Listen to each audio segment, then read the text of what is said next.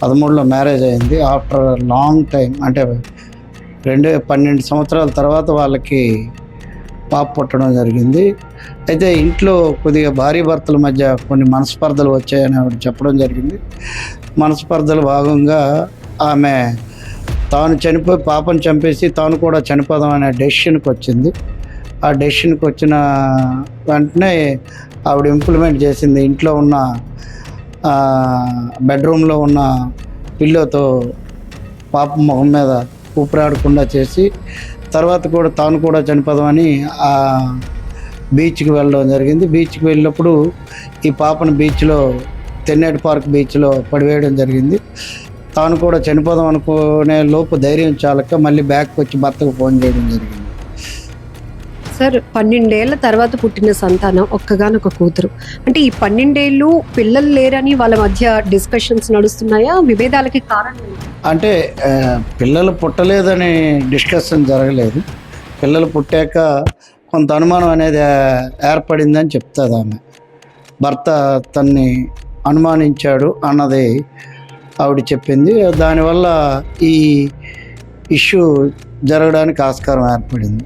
భర్తపై ఎప్పుడైనా కంప్లైంట్ ఇవ్వడం కానీ ఆయన ఏం చేస్తుంది? భర్త ఆంధ్ర యూనివర్సిటీలో సీనియర్ అసిస్టెంట్గా పనిచేస్తాడు. ఆమె ఎప్పుడు కంప్లైంట్ ఇవ్వడం కానీ పోలీస్ స్టేషన్కి జరగలేదు. ఈమెం చేస్తుంటుంది సార్? శిరీష్ ఈమె హౌస్ వైఫ్. శిరీష్ అనే ఆమె హౌస్ వైఫ్గానే ఉంటుంది. ప్రస్తుతానికి 5 నెలల పాప. ఆ పాపని భార్యాభర్తల మధ్య విభేదాల వల్ల తను చంపాలనుకుని తాను కూడా చనిపోవాలి. అది తాను కూడా చనిపోదామనే ఉద్దేశంతో వెళ్ళారు. కానీ ఈ టైం గ్యాప్ ఇక్కడి నుంచి పెదగదిల జంక్షన్ నుంచి ఆమె తెన్నేటి పార్క్కి వెళ్ళేసరికి మనసు మార్చుకున్నట్టుంది. దానివల్ల తాను చనిపోవడానికి ఆస్కారం జరగలేదు. తర్వాత ఆమెను అరెస్ట్ కూడా చేయడం జరిగింది. రిమాండ్ పంపించాం. సార్, ఇక్కడ ఈ మధ్య కాలంలో ఎక్కువగా తల్లిదండ్రులు ఎలాంటి స్ట్రెస్ ఉన్నా పిల్లల మీద ఆ కక్షలు చూపిస్తున్నారు. సో మొన్న అప్పుల బాధ భరించలేక కోనసీమ జిల్లా కావచ్చు, కాకినాడ కావచ్చు, హైదరాబాద్లో కావచ్చు, ఇక్కడ అప్పులు అన్నది కారణం కాకపోవచ్చు, కానీ భార్యాభర్తల మధ్య ఒక తగాదా, విభేదాలు పిల్లల పైన చూపించారు. మీరేం చెప్తారు సార్? అంటే ఈ పర్టికులర్ విషయంలో చెప్పగలం. మరి ఆ సందర్భాలు అయితే పిల్లల మీద ప్రతాపం చూపించే సందర్భాలు మా నోటీసు తక్కువ వచ్చాయని చెప్పాలి. ఇది మరి ఇంట్లో 4 గోడల మధ్య జరిగిన ఇష్యూ ప్లస్ మా నోటీసులో కూడా ఎప్పుడైనా వచ్చుంటే కౌన్సిలింగ్, లేకపోతే ఎవరి చేత అయినా సైకియాట్రిస్ట్, లేకపోతే అదర్వైజ్ ఎవరి చేత అయినా కౌన్సిలింగ్, మహిళా పోలీస్ కానీ లేదా మా మహిళల చేత కానీ ఆమె కౌన్సిలింగ్ ఇప్పించే అవకాశం ఉండేది. అది మా నోటీసుకి రాకపోవడం వల్ల ఇంట్లో ఉండే విభేదాలు ప్లస్ వాళ్ళు తీసుకునే షార్ట్ డెసిషన్స్ వల్ల జరిగి ఉండొచ్చు. ఇక్కడ ఈ కేసులో భర్త senior assistant professor Andhra university అన్నారు. ఈ అమ్మాయి ఏమైనా జాబ్ చేస్తుందా సార్? చదువుకుందా? అమ్మాయి ఇంటర్ వరకు చదువుకుంది. హౌస్ వైఫ్గానే ఉంటుంది. భార్యాభర్తల మధ్య ఏజ్ గ్యాప్ కూడా ఉందా సార్? ఏజ్ గ్యాప్ తక్కువగానే ఉంది, ఎక్కువ ఏం లేదు. ఏజ్ గ్యాప్ ఏం లేదు. ఇది పెదగదిలో జరిగినటువంటి దారుణమైన ఘటన. భార్యాభర్తల మధ్య అసలు ఇద్దరికి పిల్లలు కలుగక 12 ఏళ్ళైంది. ఆ తర్వాత పుట్టినటువంటి 5 నెలల పసికందు కేవలం భార్యాభర్తల మధ్య జరుగుతున్నటువంటి ఘర్షణలు, గొడవల వల్లే ఆ పాపను చంపి తాను చనిపోవడానికి ఆమె సిద్ధపడినటువంటి పరిస్థితిలో మళ్ళీ సిఐ గారు చెప్తున్నట్టు ధైర్యం చాలక వెనక్కి వచ్చి భర్తకు ఫోన్ చేసింది. అయినప్పటికీ పోలీసులు ఆమెను రిమాండ్కు తరలించారు. ఏదైనా చాలా దారుణమైన ఘటన. ఇలాంటివి తరచుగా జరుగుతూ ఉన్నాయి. ఇక్కడ ఏ ప్లేసు అనేది కాదు, చాలా చోట్ల ఫైనాన్షియల్ క్రైసిస్ కావచ్చు, లేకపోతే ఇంకా భార్యాభర్తల మధ్య విభేదాలు, ఇలా ఏ కారణమైనా ఫస్ట్ పసిపిల్లల పైన కక్ష చూపిస్తున్నారు. ఆ తర్వాత వాళ్ళు కూడా బలవన్మరణానికి పాల్పడుతున్నారు. ముఖ్యంగా చిన్న పిల్లలు, వాళ్ళకి ఎంతో ఫ్యూచర్ ఉంటుంది. అలాగనే కడుపును పుట్టినటువంటి పిల్లల్ని కన్న తల్లిదండ్రులే చంపాలి అనుకుని తీసుకుంటున్న క్రూరమైన నిర్ణయాలు సమాజంలో తీవ్రమైన ప్రభావాన్ని చూపిస్తున్నాయి. ఏదైనా ఇది దారుణమైన ఘటన అని చెప్పొచ్చు.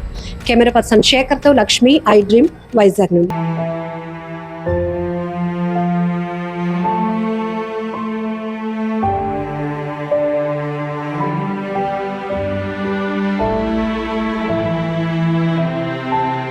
సో 2013లో మ్యారేజ్ అయింది. ఆఫ్టర్ లాంగ్ టైం అంటే 12 సంవత్సరాల తర్వాత వాళ్ళకి పాప పుట్టడం జరిగింది.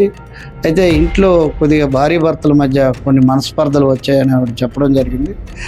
మనస్పర్ధల భాగంగా ఆమె తాను చనిపోయి పాపను చంపేసి తాను కూడా చనిపోదాం అనే డెసిషన్కి వచ్చింది. ఆ డెసిషన్కి వచ్చిన వెంటనే ఆవిడ ఇంప్లిమెంట్ చేసింది. ఇంట్లో ఉన్న బెడ్రూమ్లో ఉన్న పిల్లోతో పాప మొహం మీద ఊపిరాడకుండా చేసి తర్వాత కూడా తాను కూడా చనిపోదామని ఆ బీచ్కి వెళ్ళడం జరిగింది. బీచ్కి వెళ్ళినప్పుడు ఈ పాపను బీచ్లో తెన్నేటి పార్క్ బీచ్లో పడివేయడం జరిగింది. తాను కూడా చనిపోదాం అనుకునే లోపు ధైర్యం చాలక మళ్ళీ బ్యాక్కి వచ్చి భర్తకు ఫోన్ చేయడం జరిగింది. సార్, 12 ఏళ్ల తర్వాత పుట్టిన సంతానం ఒక్కగానొక కూతురు. అంటే ఈ 12 ఏళ్ళు పిల్లలు లేరని వాళ్ళ మధ్య డిస్కషన్స్ నడుస్తున్నాయా? విభేదాలకి కారణం ఏంటి? అంటే పిల్లలు పుట్టలేదని డిస్కషన్ జరగలేదు. పిల్లలు పుట్టాక కొంత అనుమానం అనేది ఏర్పడిందని చెప్తుంది ఆమె. భర్త తన్ని అనుమానించాడు అన్నది ఆవిడ చెప్పింది. దానివల్ల ఈ ఇష్యూ జరగడానికి ఆస్కారం ఏర్పడింది. భర్తపై ఎప్పుడైనా కంప్లైంట్ ఇవ్వడం కానీ ఆయన ఏం చేస్తుంది? భర్త ఆంధ్ర యూనివర్సిటీలో సీనియర్ అసిస్టెంట్గా పనిచేస్తాడు. ఆమె ఎప్పుడు కంప్లైంట్ ఇవ్వడం కానీ పోలీస్ స్టేషన్కి జరగలేదు. ఇవేం చేస్తుంటారు సార్? శిరీష్ ఈమె హౌస్ వైఫ్, శిరీష్ అనే ఆమె హౌస్ వైఫ్గానే.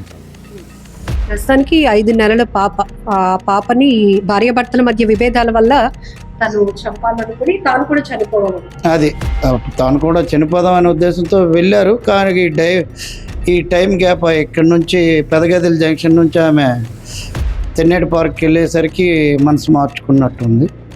దానివల్ల తాను చనిపోవడానికి ఆస్కారం జరగలేదు. తర్వాత ఆమెను అరెస్ట్ కూడా చేయడం జరిగింది, రిమాండ్ పంపించాం. సార్, ఇక్కడ ఈ మధ్య కాలంలో ఎక్కువగా తల్లిదండ్రులు ఎలాంటి స్ట్రెస్ ఉన్నా పిల్లల మీద ఆ కక్షలు చూపిస్తున్నారు. సో మొన్న అప్పుల బాధ భరించలేక కోనసీమ జిల్లా కావచ్చు, కాకినాడ కావచ్చు, హైదరాబాద్లో కావచ్చు, ఇక్కడ అప్పులు అన్నది కారణం కాకపోవచ్చు కానీ భార్యాభర్తల మధ్య ఒక తగాదా, విభేదాలు పిల్లల పైన చూపించారు. మీరేం చెప్తారు సార్? అంటే ఈ పర్టికులర్ విషయంలో చెప్పగలం. మరి ఆ సందర్భాలు అయితే పిల్లల మీద ప్రతాపం చూపించే సందర్భాలు మా నోటీసు తక్కువ వచ్చాయని చెప్పాలి. ఇది మరి ఇంట్లో 4 గోడల మధ్య జరిగిన ఇష్యూ ప్లస్ మా నోటీసులో కూడా ఎప్పుడైనా వచ్చుంటే కౌన్సిలింగ్, లేకపోతే ఎవరి చేత అయినా సైకియాట్రిస్ట్, లేకపోతే అదర్వైజ్ ఎవరి చేత అయినా కౌన్సిలింగ్, మహిళా పోలీస్ కానీ లేదా మా మహిళల చేత కానీ ఆమె కౌన్సిలింగ్ ఇప్పించే అవకాశం ఉండేది. అది మా నోటీసుకి రాకపోవడం వల్ల ఇంట్లో ఉండే విభేదాలు ప్లస్ వాళ్ళు తీసుకునే షార్ట్ డెసిషన్స్ వల్ల జరిగి ఉండొచ్చు. ఇక్కడ ఈ కేసులో భర్త సీనియర్ అసిస్టెంట్ ప్రొఫెసర్